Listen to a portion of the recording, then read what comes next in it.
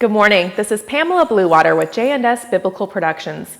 At the beginning of the Bible, in chapter 1 of Genesis, we are given an unexplained phrase, verse 27. So God created man in his own image. We can, of course, discount that the meaning refers to our two arms and legs and that we stand upright. In other words, physical likeness only. We have with us in the studio a biblical scholar from Oxford University who is certain it means something else. Welcome, Dr. Rachel Wise. Thank you for having me. It's good to have you here. So, Dr. Wise, let's get right to the point. What does created man in his own image really mean? This is actually really easy.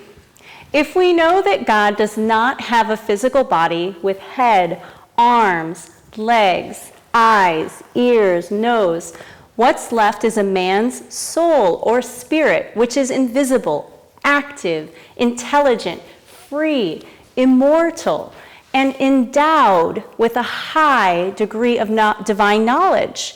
And of course, like God, has the attributes of holiness and righteousness. Wow, that's a lot of endowment. Wait a minute. Dr. Wise, if you see any man on the street, you are not going to see those characteristics. Holy, righteous, intelligent. I don't know any men like that. Miss Sedgway, is it? I said endowed. I said endowed with and created so that the spirit or soul of man is covered over with the garbage of useless material that one accumulates from the world around us. If I said to you, be who you are and not what the world wants you to be, how would you answer that question? Would you say your answer is a reckless fool? Or if you really asked yourself the question, the real answer is me, a creative spirit made in God's image with the potential to create. This is what I say the meaning of Genesis chapter 1, verse 26 through 27. You're way over my head, Dr. Wise. Just people like that in the world are not like that in the real world. There's populated with murderers, child molesters, cheaters, liars, politics that are people that are fake trying to rule our country. In a sense, you're right, because those kinds of people have fallen and succumbed to the physical world and the influences of the flesh, unfortunately. Okay, well, enough.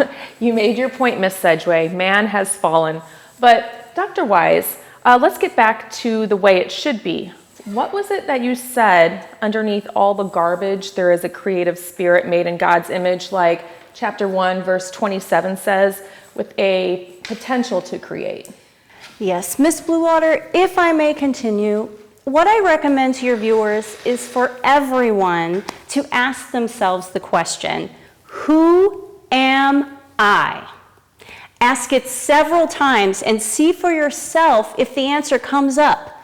Me, myself, a spirit, and I can create just like God taught me to, as distinct from animals. Well, I think that's pretty impressive, so let's end it there. This is Pamela Bluewater for J&S Biblical saying to all our viewers and subscribers, let's ask ourselves, how are we created in God's image? Good morning. What are your thoughts on today's story? We'd like to know. So, leave a comment and subscribe to our channel, J&S Authentic Biblical Productions. Whether it's the Word of God through parables, true stories illustrating parables, or true stories in the life of Jesus Christ with commentary, you can see them all by subscribing to the most comprehensive collection of videos of biblical stories for you and your family. Have a blessed day.